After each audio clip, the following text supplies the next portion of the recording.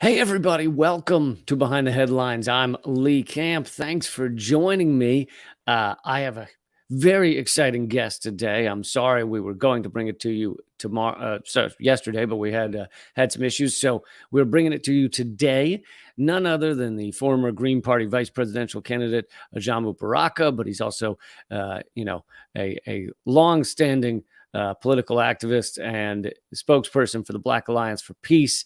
And I don't know about you, but I voted for him when he was running with Jill Stein. And anyway, a great man, incredibly intelligent on all of these issues. And so I'm excited to speak to him right now. Please, by the way, throw your comments in there. We'll try and highlight some of them, and click thumbs up and click subscribe and all that good stuff. Share this with folks. And anyway, let's get into it. Please welcome Ajamu Baraka. Hello. Hey Lee, good to be here. It's been a while, but I'm glad to be back.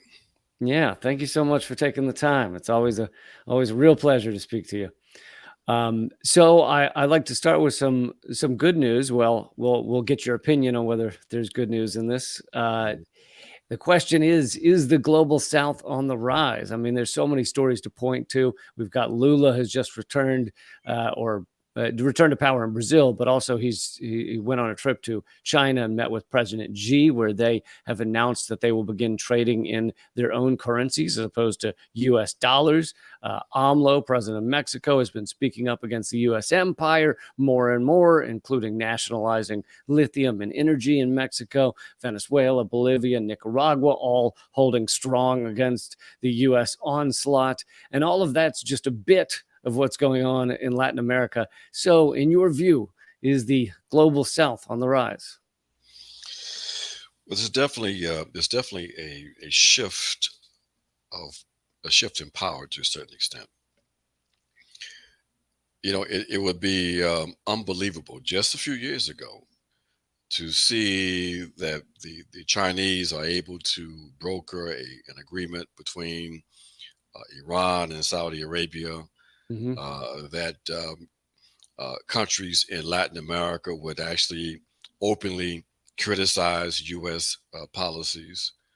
Um, but this is the reality we're facing today, and a lot of it is a consequence of the arrogance of U.S. policies. So yeah, these shifts are taking place, um, but I want to be careful not to I want to be cautious. I mean, the U.S. still has a tremendous amount of power that it exercises daily. Mm-hmm. Um, and many of these nations in the global south, outside of the larger ones like Brazil, like India, um, are not in a position to be too defiant, if you will, because their economies are still in the grip of U.S. and Western economies. Um, and they don't have the same kind of space and latitude that a Brazil might have, or even to a certain extent South Africa or Nigeria. And we also have seen that even with those states that have a certain degree of health, of relative power, if you will, like Ethiopia, can still find themselves in the crosshairs of U.S. imperial policies. And this is Ethiopia was an example, a really interesting one to us because basically it has a neoliberal model, but because the U.S. is operating from a policy that says that any regional power that can in any way threaten U.S. interests has to be cut down to size. And because of the potential power of Ethiopia, that's when U.S. policy helped to manufacture basically a civil war. So, we're seeing gradual shifts. We're seeing more political space than economic space, and that's a good thing. Yeah, I think you're right to be cautious, though, as well. Um, how much weight do you think something like this deal between China and Brazil to trade in their own currency, which seems to be at least a partial strike against the petrodollar, which is one of the centers of U.S. power? How much importance should we give it? Well, that's a very interesting development. I think it's relative. I think it's important. I mean, it's a bold move. And again, we have to be reminded that the U.S. has overthrown governments that just thought about attempting to use uh, uh, their own currencies or new regional currencies.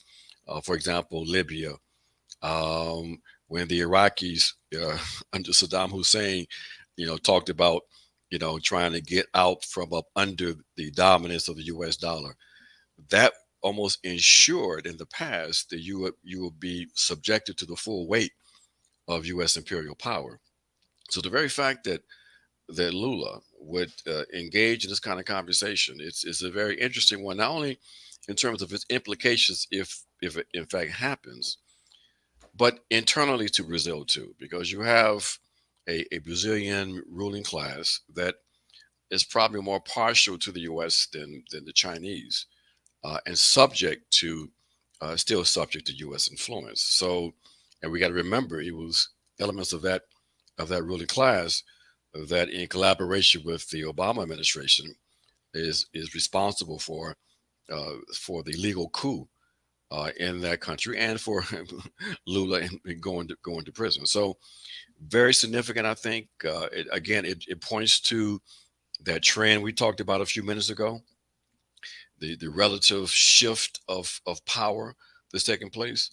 Um, but again, it's not something that every nation can duplicate, but it does suggest that the era of dollar dominance is coming to an end, perhaps sooner than later. Yeah, I'm glad you mentioned what a bold move it is because, like you said, Lula was president of Brazil. He was then taken down by a lawfare coup that got him imprisoned, and the U.S. was, their fingerprints were all over that. At the very least, in an advising role. Um, and now that gets undone. The corruption's revealed. He then comes back to power and immediately goes at the heart of U.S. power. So pretty bold. Really, it really is. And then, but we're watching Brazil very closely, because while we have this disagreement the other day, we are still watching to see if Lula will make any compromises with the local ruling elements in order to try to preempt a all-out assault on his ability to govern in Brazil. And we're seeing some things that are a little troubling, or at least questionable. Like, Hmm. we've seen some comments that they have made, or Brazil has made, in regards to Nicaragua. And we know that there have been some conversations between the U.S. and Brazil regarding the possibility of Brazil playing a role similar to what it played before in Haiti. As your listeners may already know, the U.S. And Canada primarily have been uh, laying the foundation for an armed intervention into Haiti. The only element that's missing right now is that the optics of the Canadians, who are willing to be the main interventionist force, is not something they want to have right now. That wouldn't be wise politically. So they've been fishing around for a nation, a non-European nation, that would have the credibility and even some of the capacities needed to be the main force for a intervention into Haiti. So, but luckily at this point, the Lula government has not been responsive in a positive way, as far as we know. So we're watching, because these are some incredibly contradictory times, and um, we know that that states are looking out for their own particular interests, and if it means that they'll make certain compromises in order to maintain some political space to advance their project, they would tend to do that. But when they do that, sometimes the interests of peoples like the people in Haiti can sometimes be compromised. What? Yeah, and Canada was heavily involved in past assaults on Haiti, such as the kidnap of their democratically elected president Jean Bertrand Aristide um, involved Canada and the U.S. What is the U.S. interest in Haiti? Is it just the threat of the good example, simply because was the first and one of the only countries to be founded by essentially a slave revolution that took over the country for their own, and the U.S. has never forgiven that, or is it far deeper? Well, no, it's a strategic objective, strategic location. There's an island off the coast of Haiti that sits in a strategic uh, space that is adjacent to not adjacent, but is part of the path toward the Panama Canal. There's significant U.S. and Western investment in terms of low-income textile industries. There is uh, uh, the rumors of these various deposits of lithium, oil, um, and you have a population of over 11 million people that are there to be exploited in terms of incredibly cheap labor here in the West. A lot of the cheap labor that's exploited right now is still being exploited in Asia. But here you have cheap labor that's there for the taking there in Haiti. And you have a number of people who own land and are engaged in various kinds of agricultural production. So it's an economic, it's sort of it's there. And because it has significant geographical area, it's something that's still attractive to U.S. and European capital. Let's move to Mexico for a moment. Mexico also fighting back in some serious ways. They just celebrated 1 year of having nationalized the oil industry. AMLO, the president of Mexico, they had a free and independent country celebration. Also on the path to nationalize lithium, which most people know has gone from not that important to incredibly important, because it is the core of the batteries that are used in all electric cars and many other places as well. And so not only nationalizing lithium, but AMLO has said that he wants to create an OPEC of lithium, basically a group of countries that would control lithium reserves and price. And all of that is very threatening to the U.S. So now the U.S. has been so far just verbally, I think, attacking Mexico and saying we may need to, go in there to stop, I don't know what they're saying, drug cartels or whatever excuse our rulers are coming up with. But yeah, if you could speak to that. Incredible. I mean, it is, Lindsey Graham and others in the U.S. Congress openly talking about the possible need of the U.S. to go into Mexico with military force. Uh, the excuse being, the drug issue. But just the very fact that they would frame the politics of this in that way is another indication of the inability of these of policymakers, political representatives in the U.S. to recognize that things have changed. That as AMLO says, Mexico is a free and independent nation. It has dignity, and they're not going to allow themselves to be treated in such an undignified way. So they spark opposition with those kinds of comments. But it is again is reflective of the counterproductive policy decisions being made by the U.S. that's helping to precipitate their decline. They seem not to be able to meet the Chinese and even the Russians in terms of knowing how to relate to these emerging nations, these emerging economies, in a way in which these states would be more willing to work with the U.S.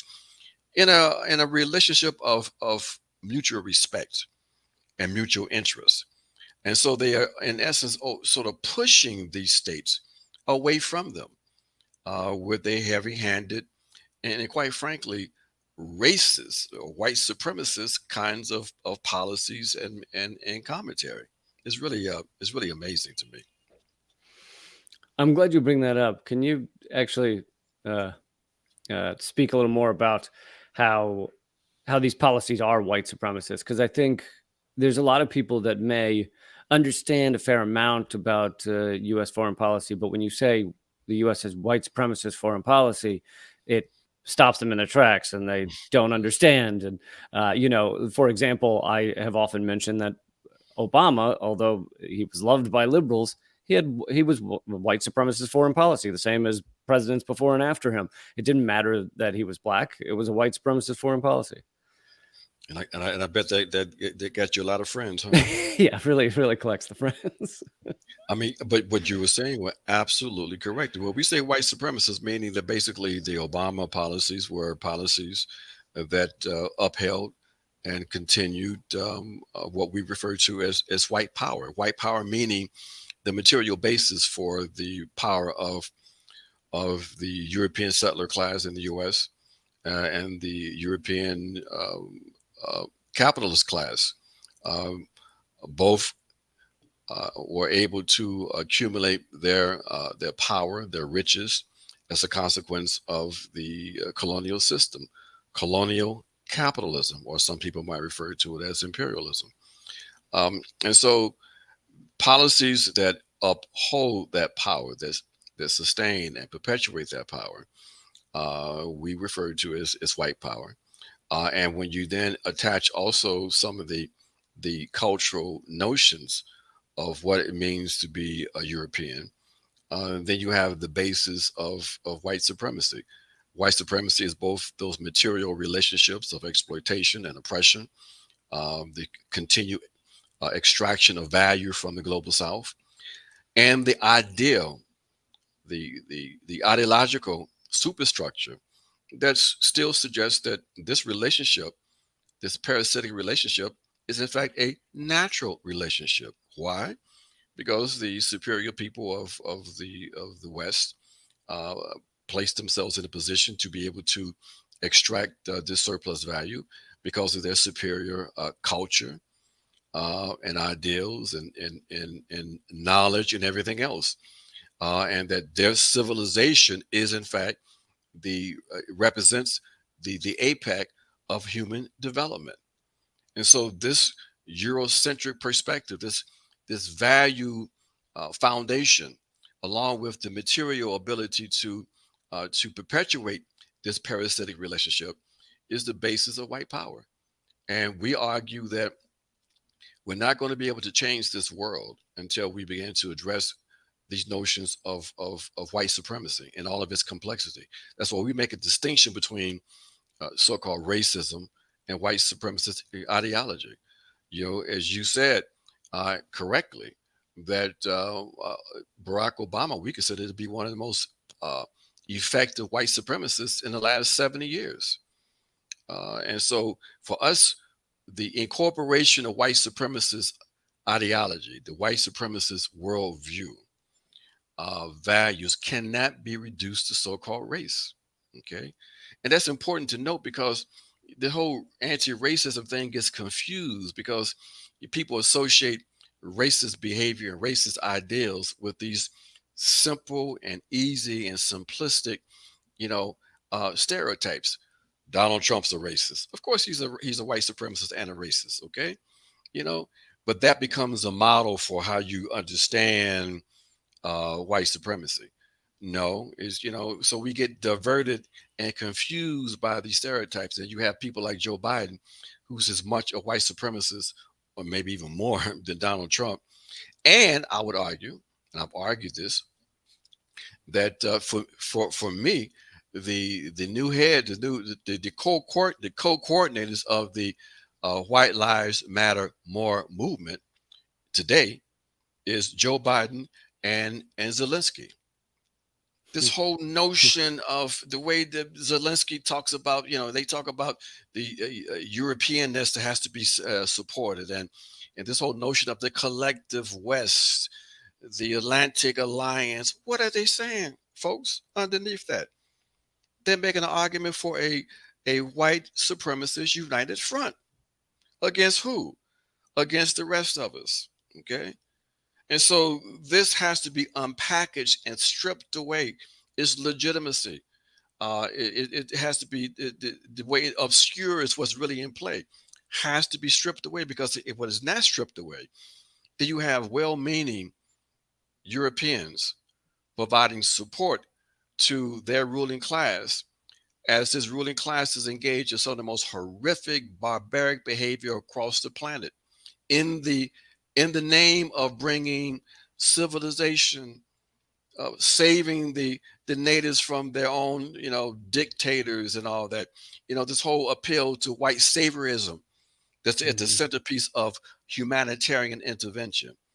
You know, we can't move politics in a revolutionary or radical direction until we deal with that kind of book. Can I cuss on this one? You can Gus. Yeah, go for it. Until we deal with that kind of bullshit, because basically it's confusing and dividing us. They say, well, those of you all who talk about, African this and black people this and that, you all being divisive because it's all about the proletarian revolution. We like, if we can't reach the white proletariats and help them to deal with their own internalized racism, that basically we're never going to go in a place. You've got to strip away white supremacy, for us to be able to build a movement that in fact has the possibility of winning here in this country. And we talk about in this country because we talk about the center of empire, so all of the progressive changes taking place globally, and it's shifting power somewhat.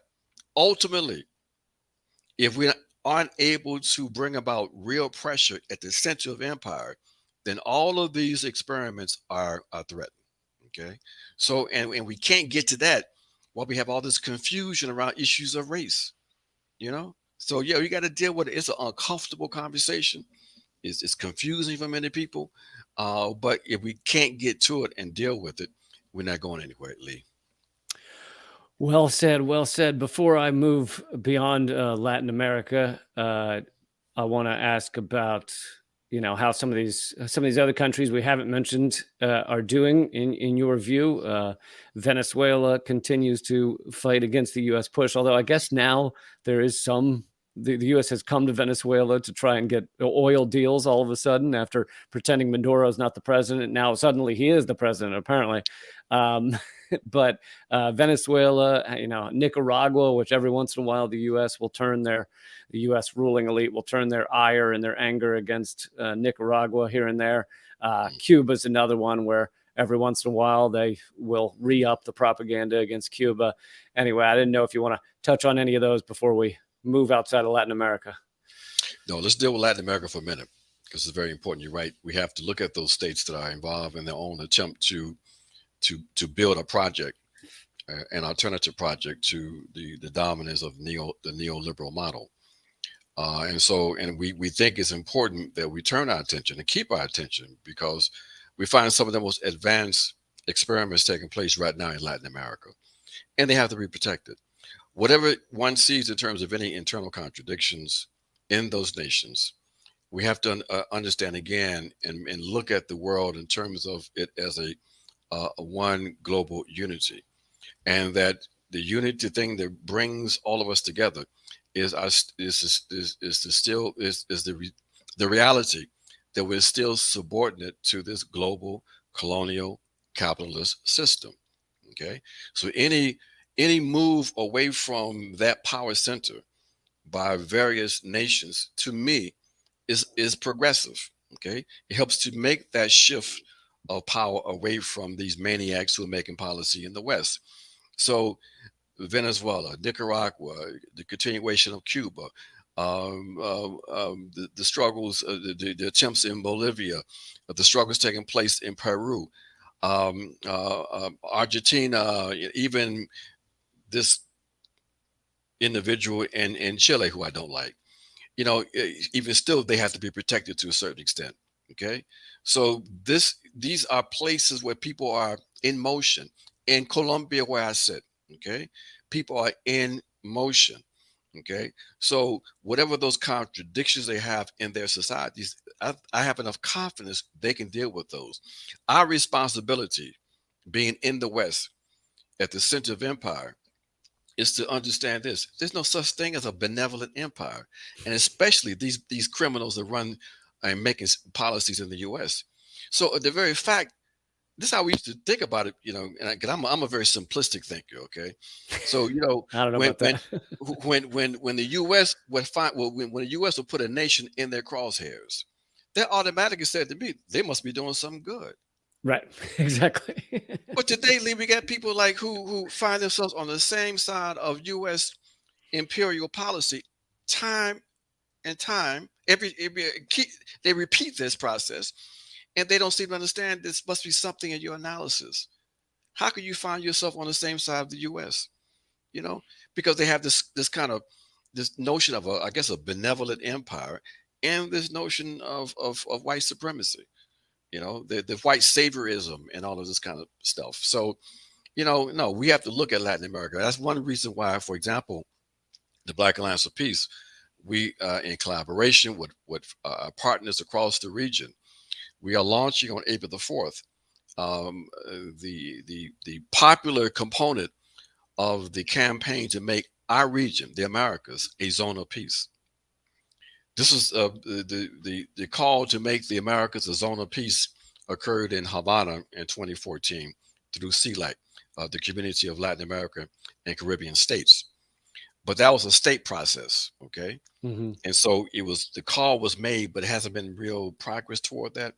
What we're trying to do now, what we're not trying to do, we're going to do it, beginning on April the 4th, is to build that popular component of that, to build with our friends and allies across the region, for them to engage in activity within their nation context, in their nation states, to build opposition to U.S. And NATO imperialist policies in this region, the arms race that we see, the subversion and violent interventions taking place across our continent, the strengthening of the U.S. Southern Command, which is the command that the U.S. is, in their arrogance, they have divided the entire planet into these command structures. Okay, and so Hmm. we have in the South the U.S. Southern Command, and even the head of this command, and everybody progressive because it's a woman criminal who's running the Southern Command. She openly talks about why the U.S. has an interest in Latin America. She talks about the fact that it has 32% of all the fresh water on the planet. Oh, right. It was a Pentagon member, right? Yeah. Yes, Yeah. yes, and the lithium and all of that. They just open with their stuff, Lee. Yeah. They just like say, hey, we Yeah. gangsters, we gonna take it. And Yeah. what y'all can't do shit about it. They said the quiet part loud. So yeah, we're gonna raise this issue, Lee. We're gonna build this campaign, because we have to protect these nations, and we want to do this. We want people in the North to understand you part of the Americas. Okay, we want to build an American-wide consciousness.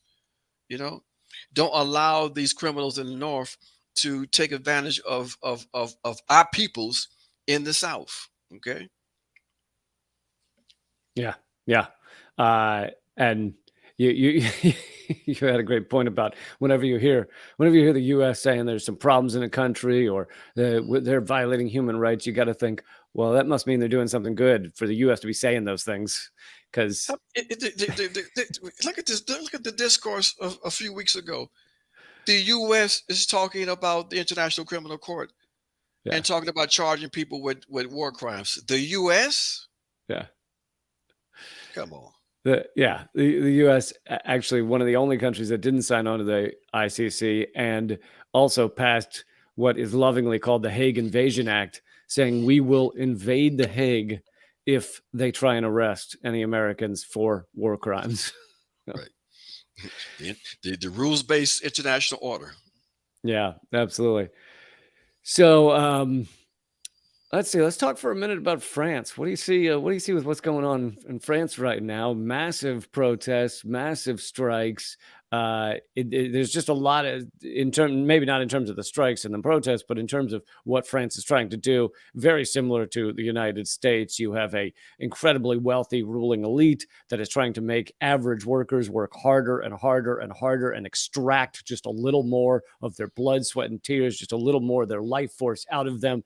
But in France, people seem to be fighting back. Well, and that's true. And this is a continuation. We got remember now that the yellow vest movement. Mm-hmm. But what we see that's very interesting with this current iteration of the rebellion is, I would argue, something similar to what we had with the so-called George Floyd rebellion. That is this: what put people in the streets was the resistance to the policies to increase the age of retirement to 64. Okay. Now, the very fact that we're able to keep it at 62 is really amazing, but it's just a reflection of some of the politics in Europe and other factors we don't need to go into right now. But what's happening is this, and what's not being covered, because this is not even being covered that much in the Western press, if you think about it, is this: you can't ignore it. But what's happening is there's also a pivot away from just the issue and the target on the pension to a more critical analysis, more critical stance on France's neoliberal policies in general, one. And secondly, the growing opposition to this proxy war in Ukraine. Mm-hmm. The chants are opposed to NATO and opposed to the war in Ukraine. And they are downplaying that in the coverage, the little coverage that we do get in the West. So there's this subtle pivot now taking place that's broadening out the rebellion, broadening out the struggle beyond just pension reform. Now, what's the connection with George Floyd? Well, I will argue this: what the thing that put people in the street was their outrage at this videotape. Another African person murdered before our eyes, and people of good conscience, like, we tired of this. We're gonna come out, and they went to the streets. Okay, but I argue that part of that solidarity that we saw, amazing solidarity across the country, was also connected to other sort of subconscious elements, and that is a recognition that in very many ways, that knee that we saw applied to George Floyd's neck was also a knee that many people felt were being applied to their necks. You had the Colvin situation and the reality, and people being reminded of how vulnerable they were in terms of their lack of health care. You had people who were losing their jobs. You had people who were beginning to understand that there was something rotten with how this system is organized economically. And so there was the beginnings of a percolation of resistance that was going to go beyond just the issue of so-called racial justice, because I don't even know what that means, toward something that was more focused on the possibility of radical change. And that is exactly why you had the intervention by the corporations. They did two things, which was slick. They took this controlled opposition that everybody was excited about for a while, this Black Lives Matter movement, and they pretended like they put them at the head of it, like they really had something to do with this, like they were some kind of organized activity by these. You mean you're talking about corporations with their BLM logos and stuff? Yeah. I'm coming to that. So first they tried to pretend like Black Lives Matter was at the head of it. Then they flooded Black Lives Matter and the NAACP with all this money. Okay. And then thirdly, they launched this mid-June. They launched this what's that bullshit? The defund the police. Mm-hmm. A week before, there's going to be a massive campaign for community control of the police. In response to this George Floyd thing, right? So they move to undermine the radical pivot that was really beginning just to happen. To kind of dilute it and then co-opt it. Exactly. That's exactly what they did. Yeah, that's a great example. There was a mass movement for extreme change. I mean, at least by American standards on policing.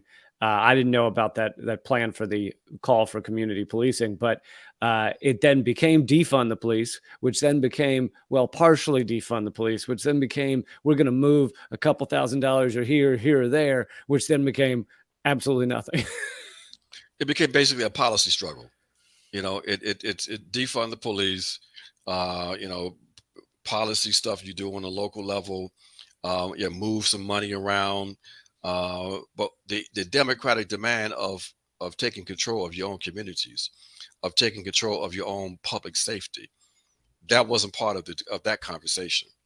And it was easy then for the enemy to use that slogan against the those forces that really wanted to make some kind of change. When I say Black Lives Matter, I'm not condemning all the activists who were involved in that, Right, right. who were sincere in their opposition, in their work. A lot of people were, but the it was a very limited kind of movement because it had no real politics.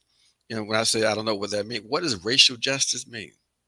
You know, what is the extent of the demand something called criminal justice reform? How do you reform a settler colonial project that's organized against you, that's organized to undermine your ability to live a dignified life? The police, the prison system, they're all functioning well. They're functioning how they've been functioning from the very beginning. Okay. So if you want to talk about criminal justice reform or racial justice or whatever, if you're not talking about eliminating this project, then basically you're bullshitting the people. Okay. But that's all right. That's what the opposition wants us to be involved in. So yeah, this is the politics we're talking about. So they put millions of dollars into that stuff. They had us fight about funding on the local level. But think about this, Lee. Mm. How would the opposition have dealt with the slogan of or the demand for the people to control their own policing? Look at Yeah, how difficult that would have been to tell people, "Oh, you can't control your own police," you know. yeah. But to say, "Oh, defund because you're undermining the police," you can always find people who would be in support of funding because of issues around crime in their communities, real issues around crime in their communities. It was easy to break up that movement and co-op it, and basically it just go to the side. Yeah, yeah. The concept of Black Lives Matter. I mean, first of all, it's too vague to begin with to create real change. But on top of that, once it became a corporate slogan, and you had every Bank of America with BLM flags in their windows. Uh, it's just you can tell it's meaningless. Exactly, exactly. And remember this: the Black Lives Matter slogan wasn't a slogan that was geared beyond the Black community. The Black Lives Matter was an internal sort of statement saying basically we have to make sure that Black lives matter. It wasn't going to the enemy saying, Massa, respect us. Our lives matter also. We don't do that. Not in the tradition that I'm a part of. You know, Mhm. you don't appeal to the enemy. You fight the enemy. Okay, that's what we do. So it got co-opted in that way too, as a reformist slogan. Let's change some institutions, let's expand some voting rights and all this, you know, and things will be all right. No, things won't be all right. If you're not about building a radical movement in this country, then basically all you're doing is propping up the status quo. You're propping up basically the enemies of collective humanity. Let's talk for a moment about Africa. Vice President Harris, is she still there right now, or maybe she's come back? But I think she might. I think she's still there. Uh, Harris is in Africa right now to reframe U.S. views and foster partnership. Uh, is it possible to foster partnership when you are fully exploiting an entire continent? Not only that, but when you insult an entire continent, when the U.S. Congress, they didn't pass it, but when they raised this this issue, that when they raised the possibility of passing legislation, the Malign Russia Influence Act in Africa, that said basically that they were going to force African nations to basically make a decision, the same decision that George Bush said, either you with us or you against us Yeah. on Russia. And and African nations that could say something, like the South Africans and Nigerians and others, were like, what is this? We have a right to national sovereignty. We have a right to determine our friends and our enemies. Okay. And so when you have that kind of mindset that will even attempt to pass that kind of legislation, and then when you call folks to DC for their so-called Africa Summit, a summit that we characterize as Uncle Sam talks to Uncle Tom. Uh, that that and before you get there, the 2 days before you bring all the so-called leaders to DC, you slap additional sanctions on the son of the president in Zimbabwe, basically saying, and if y'all don't cooperate with us, this is what you'll get. Okay, everybody sees that. And so Mhm. you have the Russians and the Chinese saying, look, we're gonna work with you and deal with you in a different kind of way. We're going to at least pretend to have respect for you. Okay. We're going to invest real resources into your economies. It's very difficult for the Harris administration, for the Biden administration, to come behind that, especially if you're not bringing a lot concrete. You just can't. I mean, you saw some of the headlines. Harris is on a charm offensive. You're gonna just bullshit the Africans, Right. and they're gonna be supporting you. Hey, come on, these are many of them may be corrupt, but they still fairly sophisticated. You know, you got to come with something, and right now the U.S. has nothing to come with except AFRICOM, the U.S. Africa Command, Yep. and subversion. Okay, so we know what the U.S. is all about under Obama, when the U.S. and NATO attacked the most prosperous state on the African continent, Libya, and completely destroyed that state and turned it now into a basket, a failed state, basically. Hmm. So Yeah. everybody understands what the real deal is on the African continent. So she has no hope. And if Obama can't flip you through soft power, there's no way that Harris, with no personality, can do that. Yeah. To bring things full circle, we invaded with NATO, invaded and destroyed Libya, turning it into a failed state immediately after, or in the same time period as Gaddafi was in talks with other African nations to begin their own currency that they'd be trading in rather than using US dollars, which is, as we started this interview, what China and Brazil just said they're going to be doing, is trading outside of US dollars. So the U.S. doesn't take very lightly to leaders saying they're going to go outside the petrodollar. Exactly. That's part of the thing that really precipitated that attack on Libya. He starts talking about the African dinar, the African common market, et cetera, et cetera. They were like, oh no, you got to go.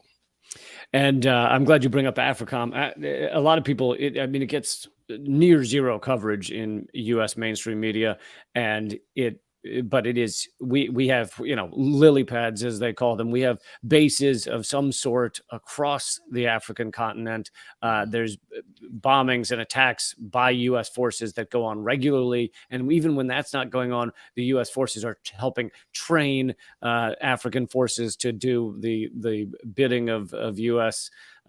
Empire at times. And so it's incredibly violent and important force to be discussed on the African continent, and instead zero coverage, just about. Look, the destruction of Libya is primarily responsible for the expansion, the the enhancement of the military capacities of various jihadist groups across the northern part and western part of the African continent. When the ambassador Stevens and others were murdered in Libya, and you heard people talk about the rat trail. Was it a rat trail? I can't. When they were funneling Libyan arms from Libya to where? To Syria. Okay. But those arms are also being trafficked across the northern part of the African continent. It helped to destabilize the entire continent. Okay.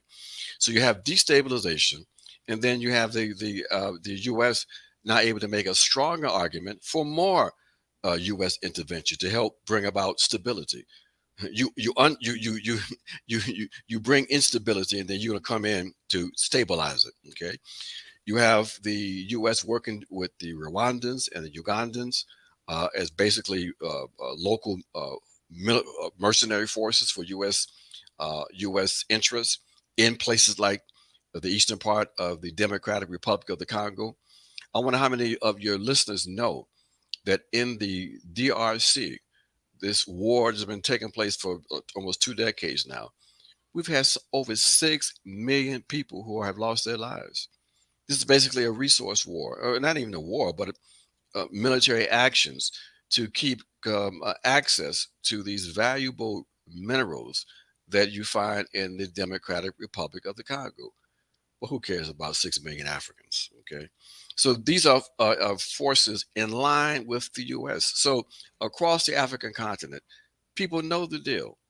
And for the first time since the Soviet Union collapse, uh, African states have some degree now of space, some leverage to get a better deal from the U.S. as they continue to work with the U.S. and Western capital.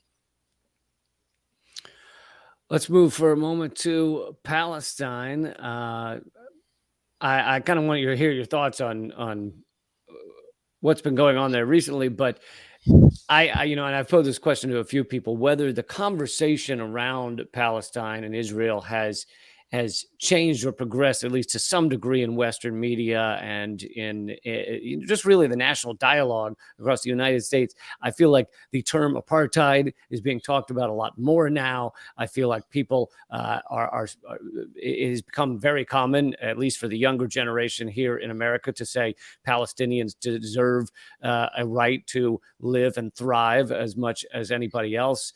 And to me, we're seeing a shift, even though it's far too slow for my liking. But it seems like we're seeing a shift.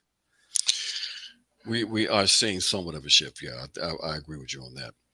In particular, among many young people, and you're right. The characterization of Israel as an apartheid colonial state has almost become normalized, but it's still Lee, it's still so incredibly troubling.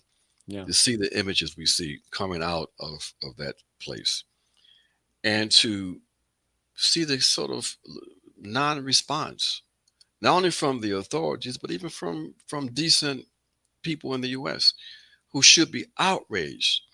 Now, we often say that if some of these images of these police forces or military forces brutalizing young children, if those were Russians or whatever, it'd be a rebellion. It'd be ready to attack or whatever. But because they're Palestinians, not only is there no response, but it's always been incredible to me how the defenders of Israel can defend Israel with such uh, aggressive moral attitude. Of course, we support Israel. You Mm-hmm. know, it's like the lives of Palestinians, they don't matter at all. The aspirations of Palestinians to live freely is of no consequence. They play around with this two-state bullshit that everybody knows is no longer a possibility because you have transformed the facts on the ground. There Mm-hmm. could be no contiguous Palestinian state unless you prepared to uproot several hundred thousand settlers from the West Bank, which they're not prepared to do. Or, better still, you bring them under the authority of the new Palestinian state, which they won't do. Okay, Mm-hmm. because you have right wing racists now fully in charge. They've always been in charge, but even more openly in charge in Israel. That's why I say Israel is a settler colonial project. And that's why you have this connection and this affinity between Israel and the US. Israel settler colonial project, U.S. settler colonial project. Israel, white supremacists, U.S. white supremacists. The connections are there. And then you bring in Zelensky, talking about Europeanness, and then you got the tripartite white united front. Yeah. Yeah. Um,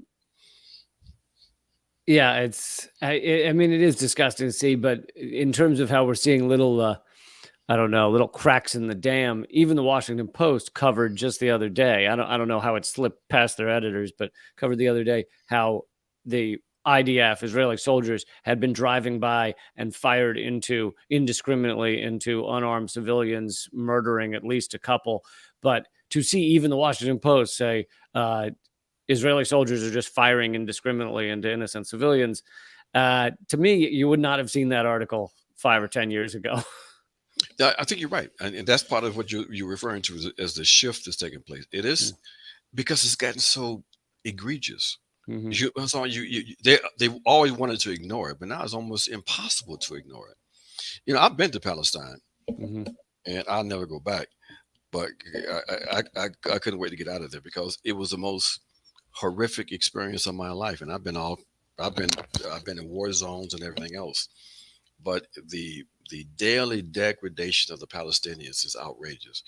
I say this, while we get more of these images of brutality, and you see the shifting taking place as a consequence. Because I said when I went in 2014, if there was a documentary that got mass showing in the U.S. of the reality of life in Palestine, I have enough confidence in the decency of the people of the U.S. that they would be outraged.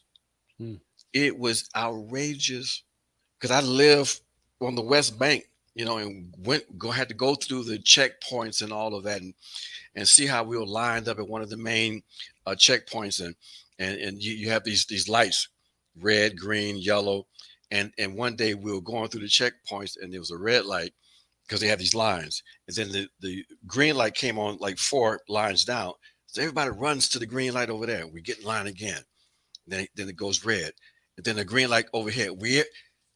The kids are playing with us. Wow.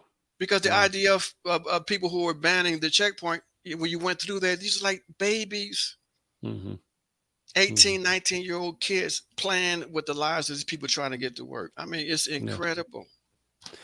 Yeah, the amount of assault and degradation and things like the fact that they have to drink polluted water, that doesn't even get discussion, because when you're facing snipers and things like that, then you don't talk about unclean water. But it just the and living even access to water, and then you see the little settler enclave right outside of your village, and you see them in their pools and stuff. Right. Right.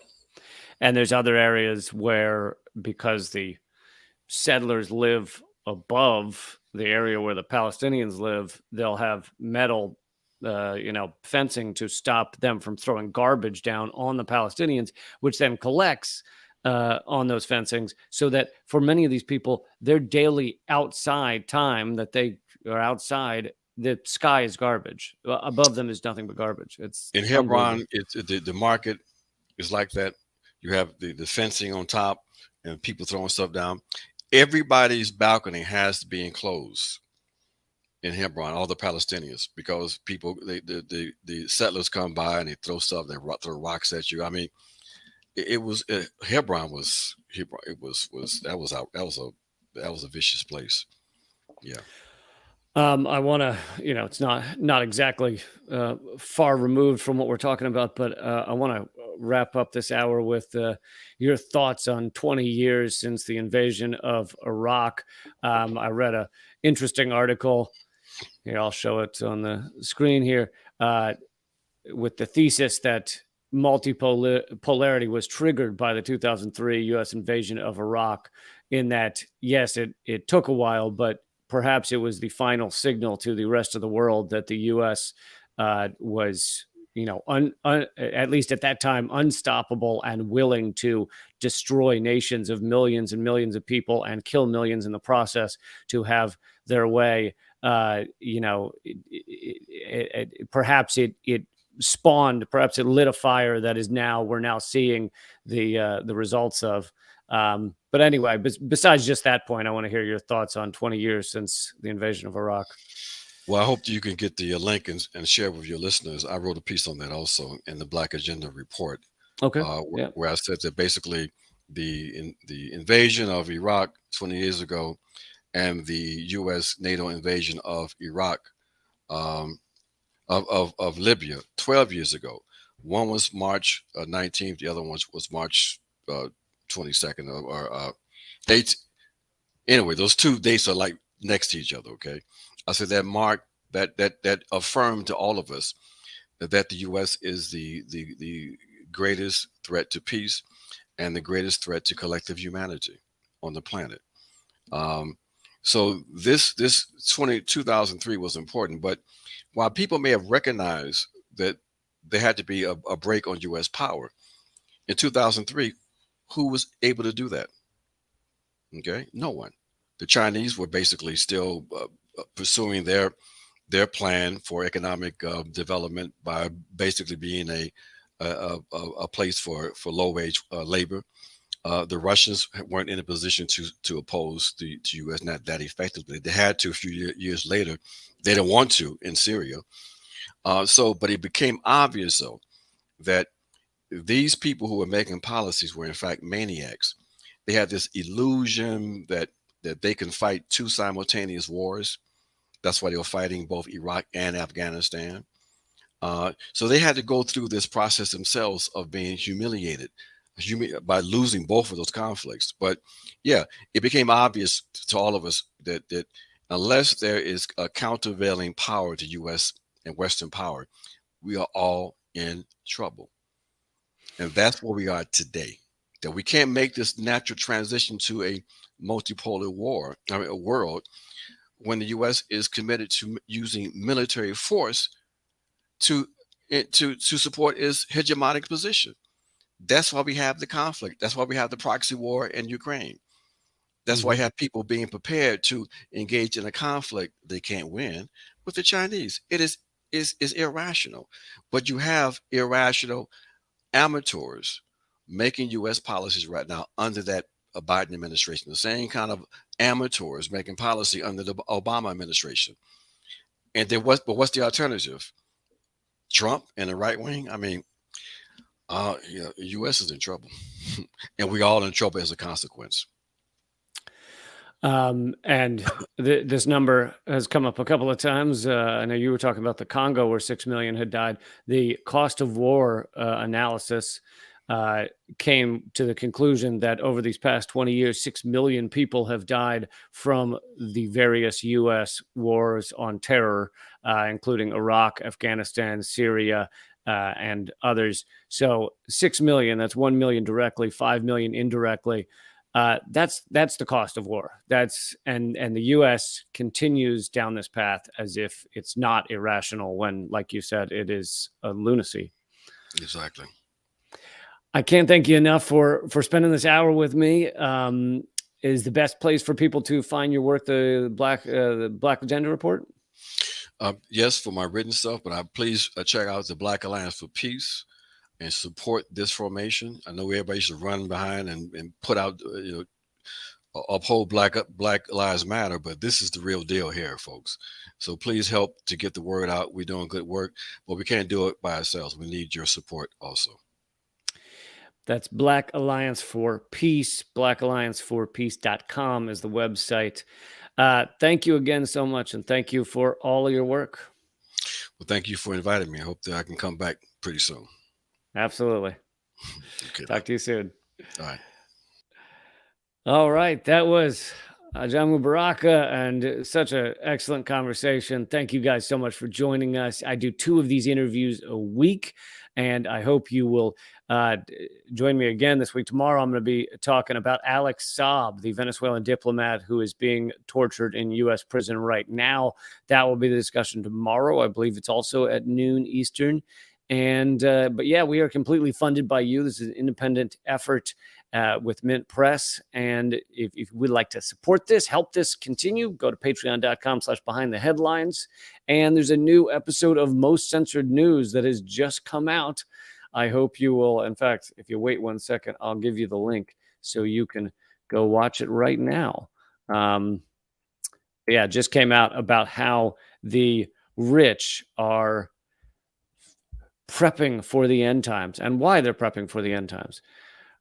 All right. I just put the link in the comment thread, but if you can't get that, you can just go to youtube.com/behindtheheadlines and find it there, the new episode of the Most Censored News. Thanks a lot, everybody. Keep fighting.